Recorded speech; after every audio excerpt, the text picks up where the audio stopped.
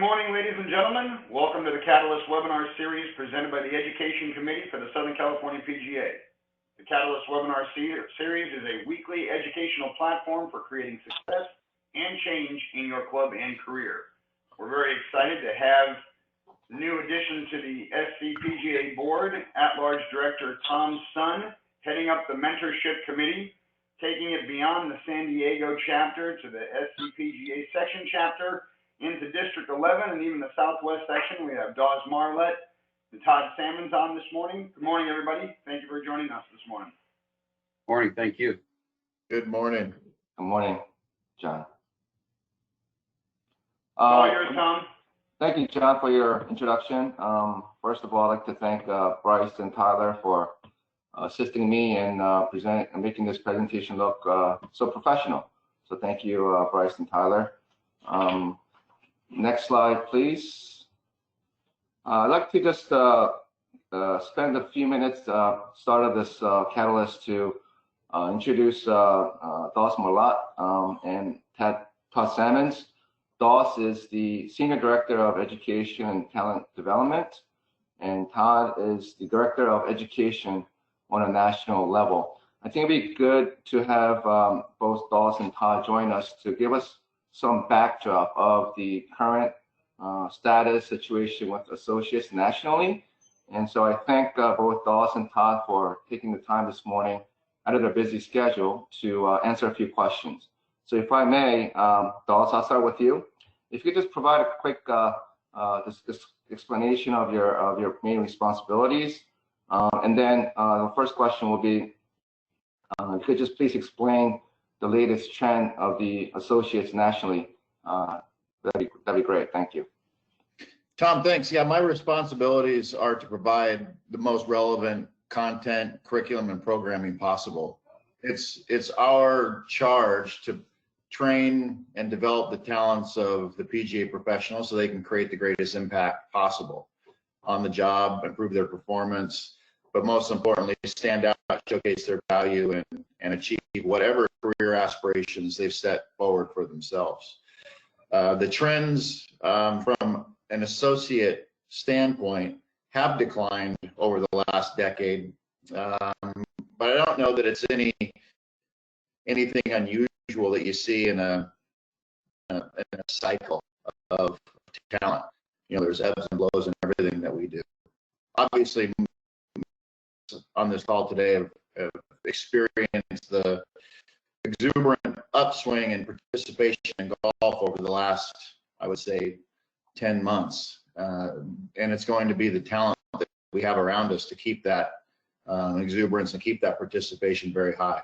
You know, it's one thing to invite all those folks in, but now we have to do everything that we can to retain them and maintain their loyalty for, you know, all the things that your listeners represent in the business of golf. Thanks for that. Just a follow-up question on your comment. What is the strategy going forward to capture this demand that we created last year in terms of recruiting and retaining more associates? Yeah, well, I mean, it's first and foremost, we have to present a very exciting and positive environment. Something that invites people in where they can get excited about building a career, having a lifestyle that meets their expectations. And to do that, we need to make sure that the content that we have and the program we have is very relevant. So when they come in, they're learning new skills, they're networking appropriately with their colleagues, they're being connected with mentors, just developing the relationships in the industry that are going to serve them best. Great, thank you for that. And the last question I have for you, Dawes, is what can we as the SPGA section do in terms of assisting you nationally to continue to grow and retain our future leaders of PGA America? It's a great question because there's so much going on at the national office relative to education and development growth. We've recently instituted, career path development where we can center the expertise of everybody from a young associate to a tenured member in a career path where we can help them, get the information they need, remain relevant, remain effective, and do all the things that you would expect an association to do. The challenge is, how do we get the communication out? Southern California PGA has done a great job making sure that everybody that you represent is current with their information. When they have questions, you've done a great job of being able to answer those, connecting us to your members, your associates, your students, and so on and so forth. So communication all the time, is really, really important. I think what you've done to connect everybody, not only associates but members, to those that can provide advice is really, really critical, especially given how much things are changing in the backdrop. Thank you, Doss, for your answers. That's very helpful. Thank you. I'll move on to Todd. Todd, my first question again is briefly describe your main responsibilities, and I'm very interested to find out how the virtual seminars and testing have been since the start of the COVID. Great, thanks, Tom. Yeah, my main responsibilities are to manage the curriculum and delivery of that curriculum for the associates, and then the staff that we have, the 12 faculty that we have that deliver it. And the virtual seminars have been very, very well received. And if you would have asked me a year ago if we would be doing these things virtually, I would have said no way. But we have adapted, and the very first one that we did, I think we had 37 that attended, and then the next one we had 156. Wow. Into level 1, and it was very well received. I mean, the best case scenario is to be in person and to be in front of them. But if we can't do that, we've had the second best scenario, and it's just worked out wonderfully. And the feedback has been tremendous. Virtual testing, we started that in July, and for the associates, we actually started it for the universities in June of last year, and we have roughly 65% of our population have migrated to taking it virtually, and with little or no disruption, really. There are some limitations, but not many, and it's worked out great so far. That's great to hear, Todd. Just a follow-up question: what is, based on the success of the virtual seminars and testing the last year or so, what is our strategy, or your strategy going forward with these virtual seminars and testing? Well, I know in our current environment, we really don't have any choice but to continue these virtual offerings for all 3 levels through this year, and hopefully that's going to subside when this COVID thing disappears or gets limited, and then when we move into our new facility in Frisco in next January, we're hopefully going to be back in front of associates and at least level 2 and level 3 at that point in time. Okay, great. My last question is, there's the mentor line and email on this PowerPoint slide in front of us. Can you just explain that a little bit and the intent of it for this mentor line and email? Yeah, the simple intent of it is to help associates and to help them get across the finish line as PGA members. We tell them in every seminar that we do, our proudest moment as a faculty is going to be when they stand up next to us with comma PGA behind their name. So we're here to help them and to do whatever we can do to get across the finish line. And we've given them, 2 opportunities here to call us. They can call that 866 number there. We have these 12 faculty members that are all available to help. And then we have the PGA mentor line, which they can email. If they don't feel comfortable calling, they can email us. And generally what happens when they email us is we reach out to them by phone because we want to make that connection and give a little bit more of a personal touch than through an email. And we chat with, for instance, year to date, as far as our year goes, we've already answered with calls, emails, and now we do text as well. Wow. Almost 9,000 calls, texts, and emails through this. Great. Well, that's great. It's great to know. Hopefully the associates on this call could use that as a resource going forward. And again, I just want to thank both Doss and Todd this morning for taking your time, your busy schedule. I've reached out to both of you in the past, and you guys have been so receptive and prompt with your feedback and very helpful. So thank you personally for being on the call and for always supporting us, the section and the chapter of San Diego. You're welcome. Thank you. Yeah, Thank you. thanks, everybody. Thank you. Okay, we'll now move forward to the next slide. As you see on this slide, just wanted to give a relativity comparison of the current associates within our section versus the national. There are 2,860 associates nationally. Out of the 2,860, unfortunately, 17%, 479 are on the suspended list.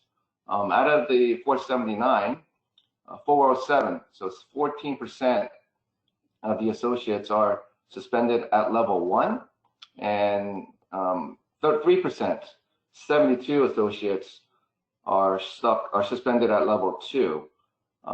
Fortunately for the section, we have a total of 264 associates, which represent about 10% of all professionals within the section.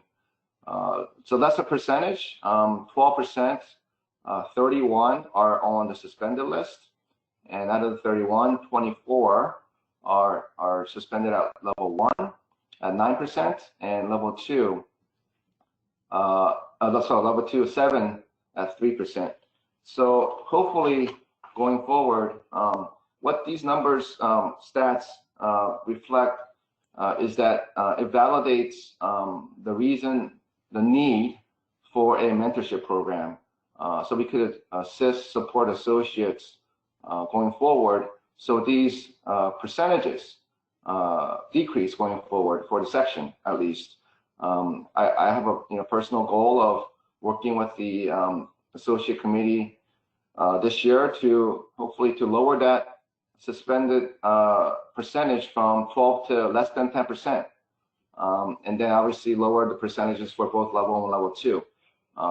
So that's something that we're going to start to achieve through the mentorship program, through the launchpad, and through the support platform that we are setting up for associates for 2021. So, and hopefully, and if that happens, then we continue the trend, declining trend of suspended associates going forward into the future. So, on to the next slide. Tyler, if you could just start the video. I'd like to share a video from Simon Sinek. He's one of my biggest influencer on leadership. I want to show you his video, his thoughts on what it really means, what mentorship really means to him, and as well as me. So Tyler, if you could start the video. It's a 3-minute video.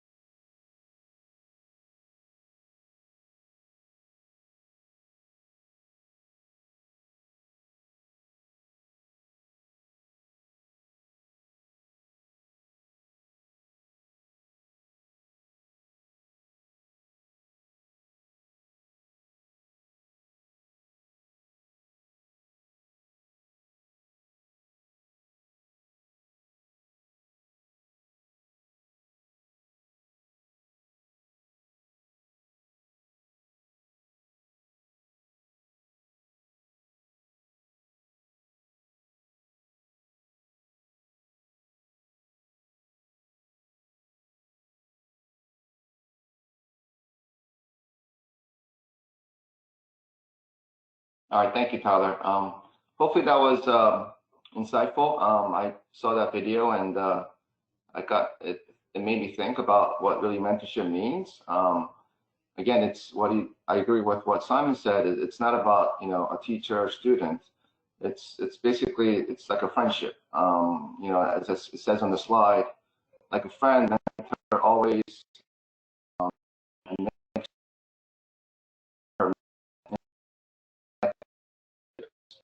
mentor mentees. We learn from each other. It's a two-way street. It's not a one-way street. Mentorship program.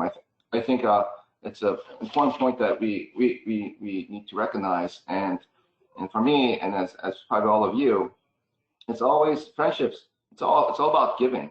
It's about giving to your friends because it feels fulfilling to give to your friends. Fulfilling is a permanent feeling, whereas if you take, it's a happy feeling, but it's temporary. It's not permanent like fulfillment. So I think mentorship is all about giving, and I think as leaders, as mentors, as even mentees, we should always try to learn from each other and give time to each other, and therefore forge a long lifetime friendships with one another. So that's my thoughts on mentorship, what it means. And moving on, just wanted to quickly discuss my observations as an associate for 2 years, from 2017 to 2019. For those who don't know me, I was in the investment banking industry for 16 years, most of it all of it in Asia, Hong Kong and Korea. Before that, I served in the Army for 5 years as an officer, resigning as captain after graduating from West Point many years ago. But throughout my 2 careers, I've always loved golf and wanted to pursue a career in the golf industry. 2016, I came to San Diego with my family and attended the Golf Academy of America in Carlsbad, and very fortunate enough to land a GM position at Arrowwood as now. It's been 3 years since I've been a GM at Arrowwood. It's been one of the most fulfilling experiences of my life. I can't wait to continue this career for the rest of my life. During my 2 years as an associate, though, what I found out was that there was no existing platform for associates to seek help, seek assistance, seek guidance, seek supports, other than maybe people at your own facility. At that time, 3 years ago, Nikki Pritchard was the only associate here at Arrowwood. It was just me and her as associates helping each other along through the program, through the portfolio. But what I did was, given my experiences in the banking in the Army, I always wanted to. I like meeting people because I'm all about wanting to learn from them as much as I can. So I actively connected with leadership of the section as well as the chapters, and for the last 3 years. And I think they eventually became my role models, my mentors, and my friends, and has built a start of a lifetime relationships with a lot of people on this call and a lot of people within the leadership of section as well as the chapter. So that was my way of trying to connect, but there wasn't any existing platform to do so. So you should go to the next slide. Therefore, then I thought about my experiences and lessons learned as an associate, and how can I be a member who can serve to better our efforts to assist and support the associates. So that's why this thought of the mentorship program came about, and it really was one of the things that was mentioned to me by one of the mentors I knew at the time, who said, since you were elected to the chapter board, why don't you think about starting a mentorship program for the chapter? I think something that's been missing for many years. There's not a support network for associates. So, and then that gave me the impetus to start it. And thanks to the support from Ross Marcana, the president of our chapter, along with the other officers in the board, I was able to initiate the mentorship program for the chapter. And there are four main reasons for starting it. One is obviously to assist associates with the PGM portfolio, to help them progress through the portfolio, which is obviously important in becoming a member. Secondly, within the program, meet not only your mentor mentee, but also with other mentor mentees within the program to expand your network within the PGA. And thirdly, I think most important is to build relevant and meaningful lifetime relationships between the mentor and mentees, which benefit mutually, personally, as well as professionally, as well as personally. I think that's the biggest, basically, result out of this program, hopefully, going forward. And if we are able to achieve the first three goals of the mentorship program, then ultimately we will strengthen and grow the PGA for the next 100 years. Next slide. And how do we execute the mentorship program? First of all, we had to assign a mentor to a mentee. So I sent an email out to all the members of the chapter, as well as the associates of the chapter, and enlisted volunteers for mentors and mentees. Pretty good feedback initially. We had about 10 members and 10 associates sign up initially. And so then I asked for the preferences. And I think it's important that we try to assign the right mentor to the right mentee based on their preferences, and that was done. And then after the assignment of the mentor mentees, it was monthly meetings, whether it's physical, virtual, or call, require them to meet monthly. 1 hour a month, I think, is not too much burden on their time. I think we can make time for that if you want to volunteer on this program. And then to make them accountable, to make the mentors and mentees accountable, they were required to complete the monthly feedback questionnaire and send it back to me, so I could track and document each of the relationships between the mentor and mentees within the program. And also, I sent weekly emails. For those who know me, I like email. So I sent weekly emails reminding them of the monthly meeting, reminding them of the monthly feedback. Also, I'll talk later about competitive events, quarterly competitive events that's upcoming. Successes, any successes achieved by the mentor and mentees of the program. And lastly, to inform everyone of new mentors and mentees into the program. Then the last point is to, I thought about, the monthly meetings is great and it's consistent, but what about, having the group from the program come together, and thought about maybe a quarterly competitive event where those who are available come and play, 9 holes of golf, and then socialize with little drinks and food after. So we had an initial one in July of 2020 at Airwood last year, which went really well. And then the second one was hosted by Sean Cox at the Grand Del Mar in October 2020. Next. So what has it become? What has the mentorship program become now after 9 months or so of starting it?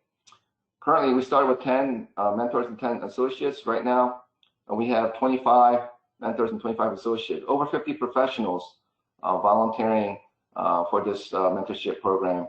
And it's great I'm proud to be associated with all these professionals. They come from all different walks of life, members for over 30 years, new recently elected members, even mentors and mentees outside of the chapter. We have, officers from the section and the chapters leading by example by participating as a mentor for this program. So it's great to see the diverse and the inclusive group of professionals within the chapter and outside the chapter being part of this program. It's really awesome to be being associated with this program with all these great professionals. Over the last seven months or so, obviously we've had executed the monthly meetings between each mentor and mentee, and all the things I've through the feedback, through the monthly questionnaire feedback. I see a lot of progress on the PGM portfolio, which is exactly what we want to achieve. and even mentors assisting mentees on job search opportunities, which is even better. And then instruction improvements, operational improvements. All these improvements are being made between the mentor and mentee throughout these monthly meetings, which is great to see. And ultimately, by doing all this, what do you foster? You're fostering a relevant, meaningful networking relationships. Hopefully, that'll last a lifetime, and that's beautiful to see. And then again, we had 2 quarterly events last year in Erwin and Del Mar, and Udi Jimenez from the Madeiras Golf Club is gracious enough to host the next one in March 3rd, which is a week and a half away, Wednesday at 3 p.m. For those on the call, if you are anyone's invited, you don't have to be part of the mentorship program to be invited to this quarterly competitive event. If you want to join, you're more than welcome to. Please contact me. Again, it's March 3rd, 3 o'clock at Madeiras. Okay, next slide, please.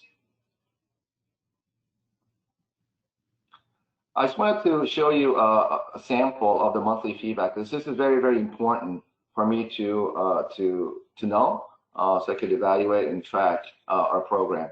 One thing that stands out on this mentees monthly feedback is how specific it is, which is great to see. On their question number 3, what is the next goal and timetable to achieve for yourself and why? And this person, mentee, says, I want to end the portfolio by February, March, and begin my exams in April, May. It's a very, very specific timetable on the progress of the portfolio, which is great because it's something that you could track, and so it's great that the mentee has mentioned that. And then the improvement is expand the mentorship program into different SoCal chapters, and this feedback is very important, and now we're doing it. We're actually going to expand into the different chapters of the section, so which is great. So this kind of feedback is very, very relevant and important. Next slide, please. Another sample from a mentor this time. This is even actually a better example because in the first question, please describe the monthly meeting content with your mentee. The goal is actually to motivate the mentee to meet because has done nothing and lost motivation. But the mentor actually got this mentee to be motivated, and they actually met. In the second question, what is the biggest improvement? The biggest improvement is actually the mentee actually responded and showed up to the meeting. So that's the first step, and then they have set specific goals. So to by end of February to have the tournament section of the portfolio completed, and that's just that's great. And then they chat weekly. I mean, literally they chat weekly. They set a specific date for the next meeting on January 26th, which was last month. And then again, same recommendation on the improvements. Maybe we can have the PJ members reach out to some associates who are not in the program to encourage them to get into the program. So this kind of feedback is so very relevant and important for me, and I'm so I'm very glad that she mentioned that in her feedback. Next slide.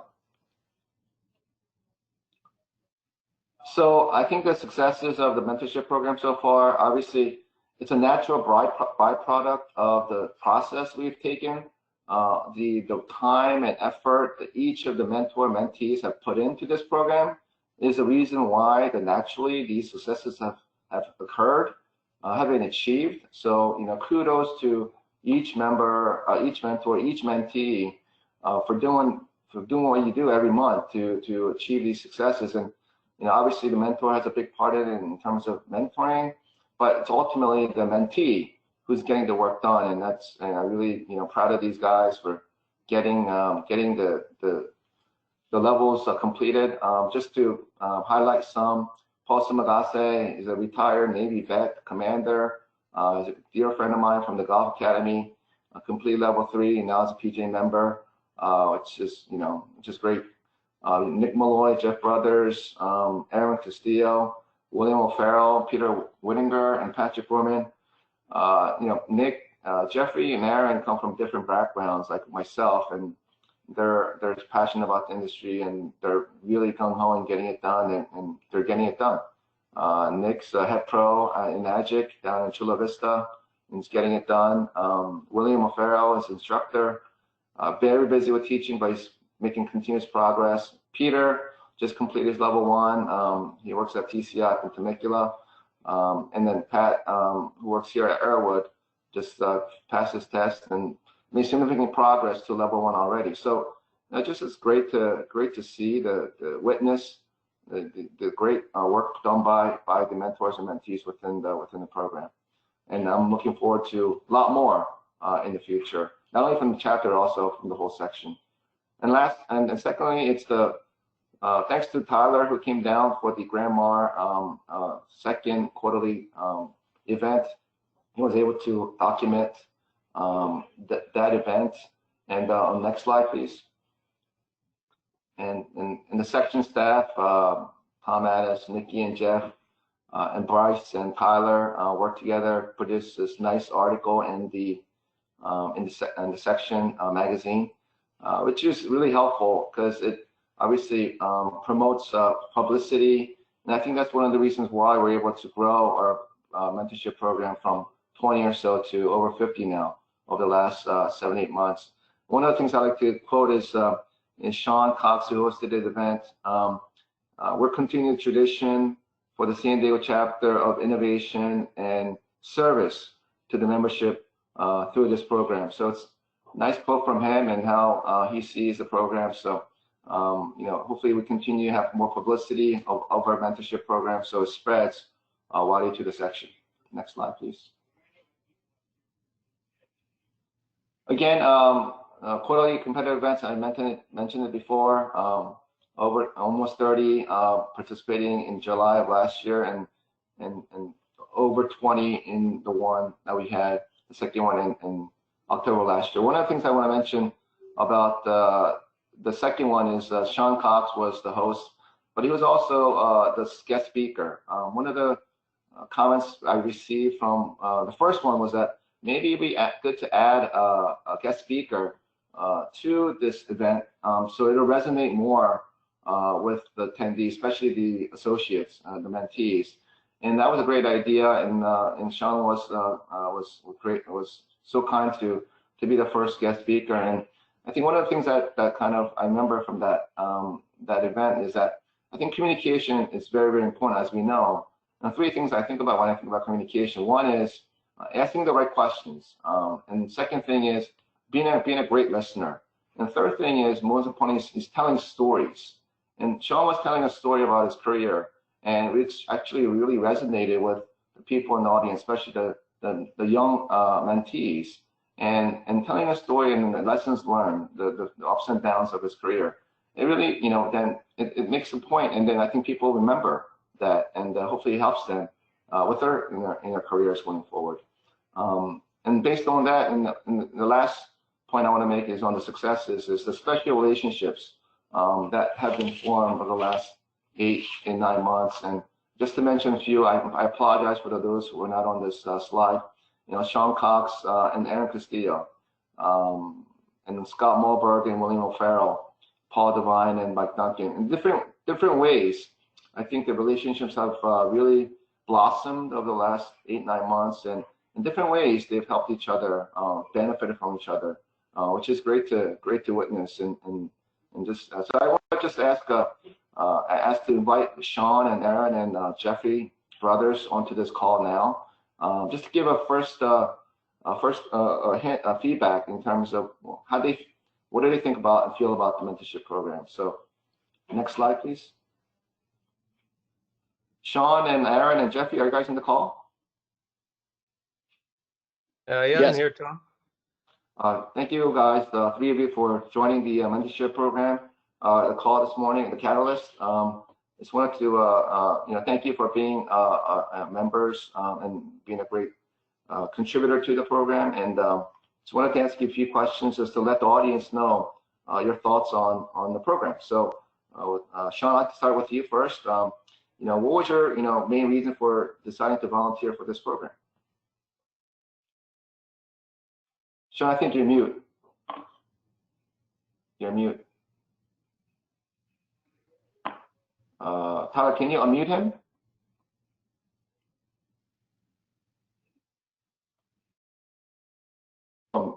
Mute.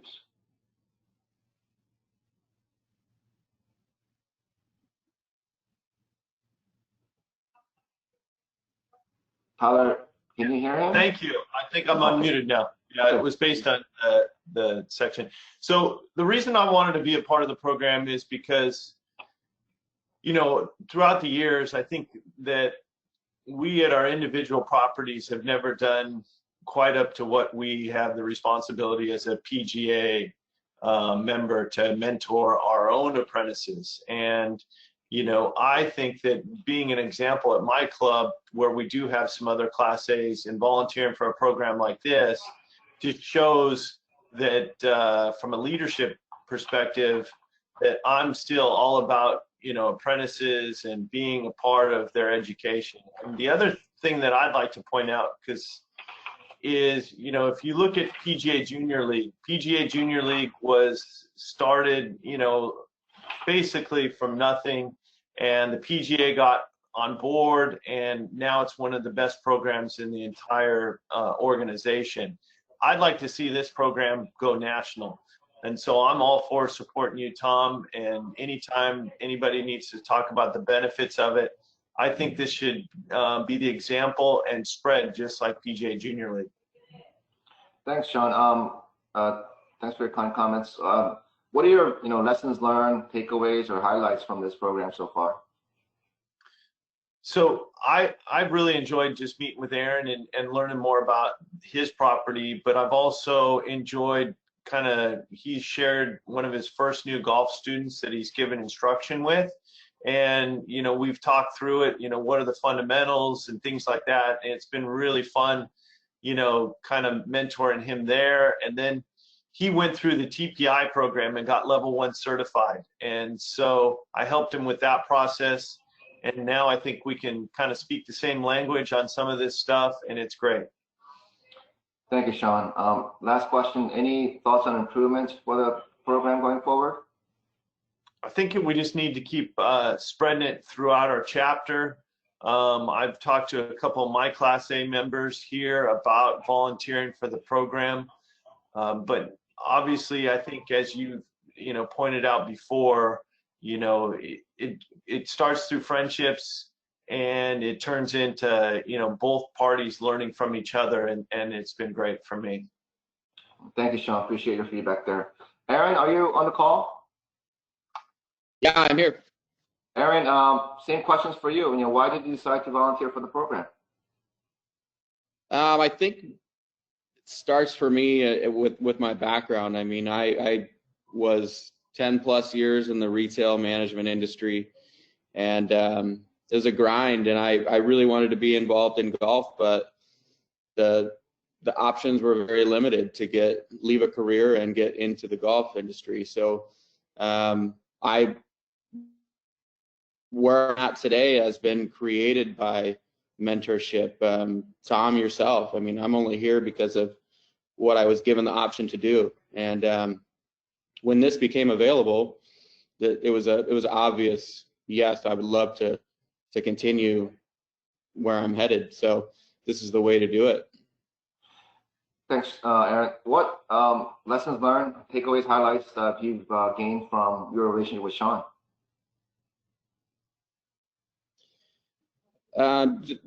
Just the ability to talk with somebody who's so experienced and has gone through all this. Sean's made the time for me. He's opened up doors. For instance, the PGA, for me to have that option is amazing. I mean, it's if you have the drive to want to learn and further your progress, this kind of opens windows. And like Sean said, being able to bounce ideas off of each other and talk the same language, and being able for me to take the instruction portion that I'm learning from him and put it in action is really neat. Sean had me out, was it 2 weeks ago now, and put me through a golf lesson showed me all the technology he's using, how to use it, how to operate it, how to communicate with the student. And that's the kind of thing that you don't get unless you're in a program like this, or unless you have mentors like that. And it's huge. And then the ability to meet people. I mean, we got to sit there and have lunch with Bob May. Bob May is if you're not sure, PGA championship from 2000, battled Tiger Woods down the stretch, and Tiger beat him in a playoff. So to be able to pick that guy's brain and talk with him, I mean, that's invaluable. That's great feedback, Erin. Any thoughts on improvements for the program going forward from you? Nothing I can think of. I think it's going in a great direction. One more thing I'd like to add is I'm on site here with you, Tom, and since the beginning of this, all the associates have reached out to you or to other PGA members that are here at our golf course to come get help at our facility and use our facility or tournament stuff or player development. I mean, that it's grown.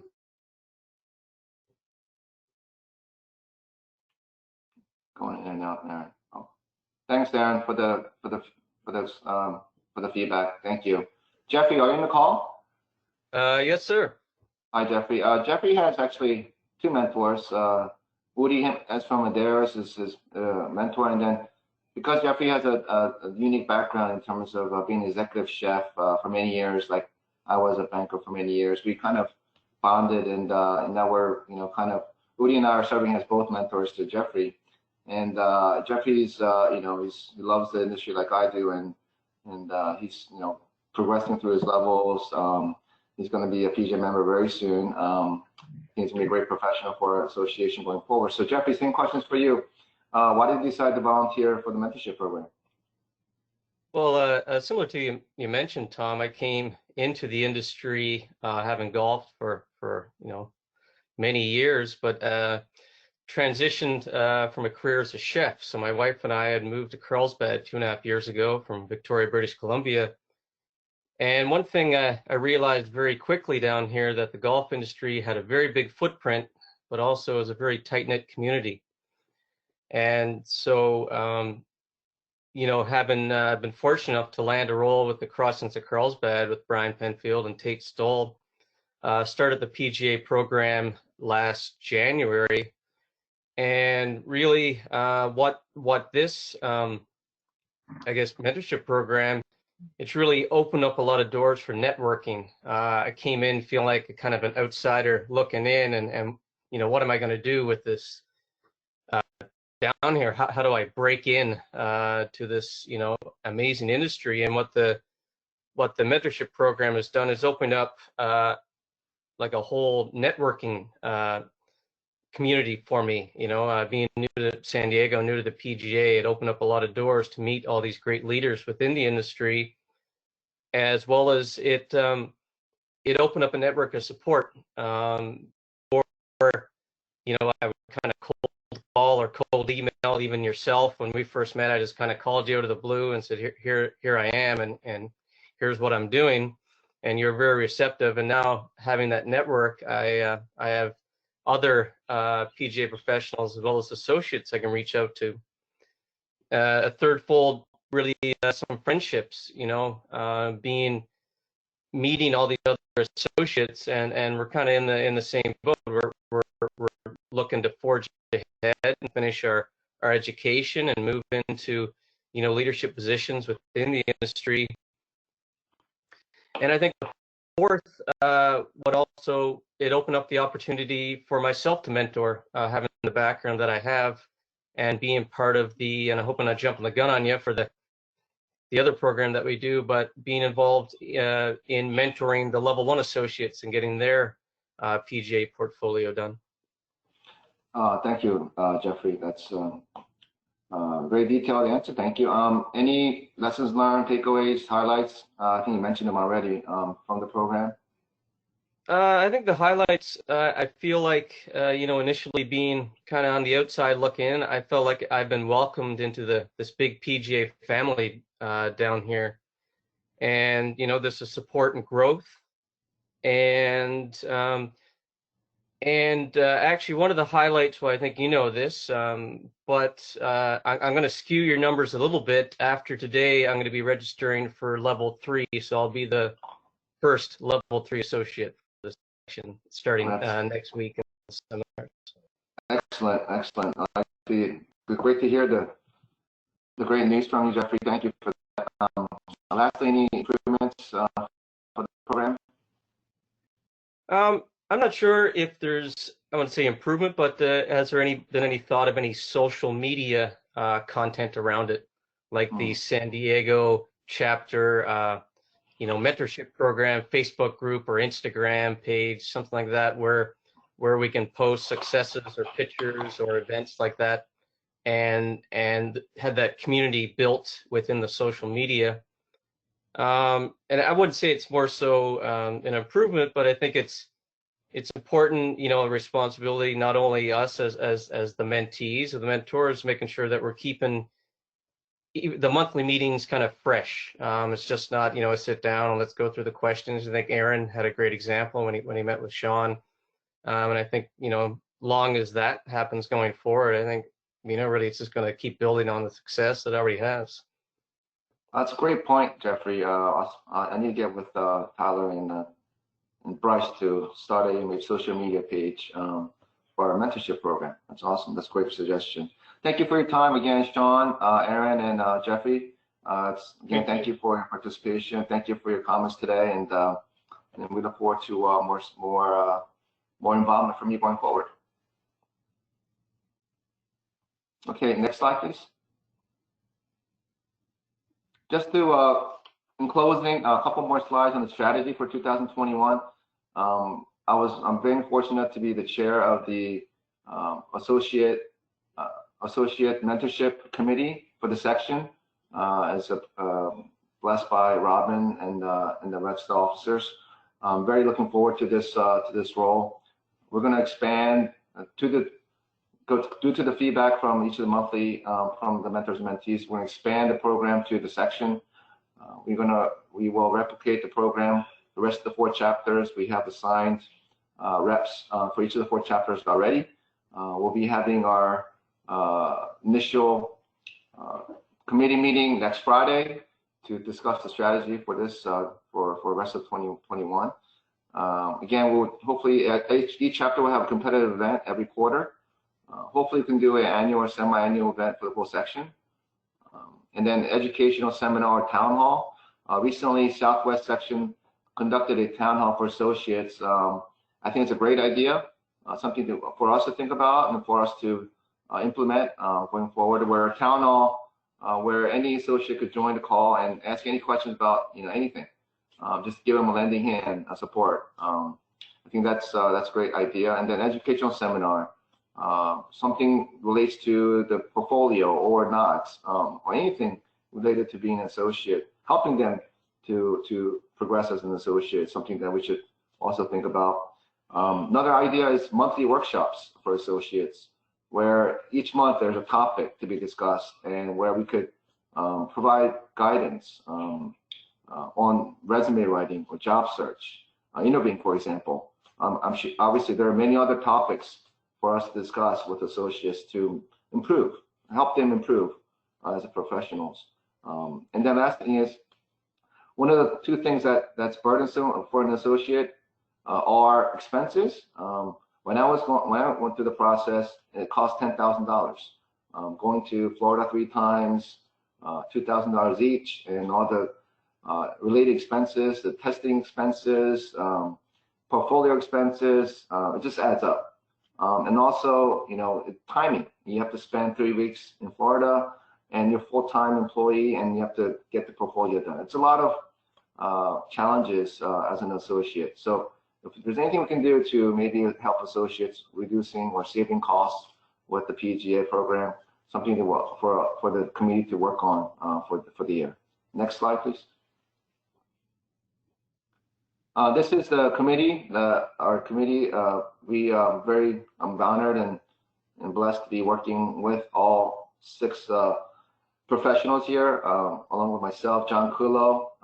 He's the sub-chair, Desert Chapter, Randy Chan, Inland Chapter, Randy Shannon, Northern Chapter, and Nicholas Altman, Desert Chapter, Richie Valenzuela, Desert Chapter, and Larry Atlas for the Metro Chapter. We have 3 reps from the Desert Chapter, and we have 1 each from the rest of the other chapters.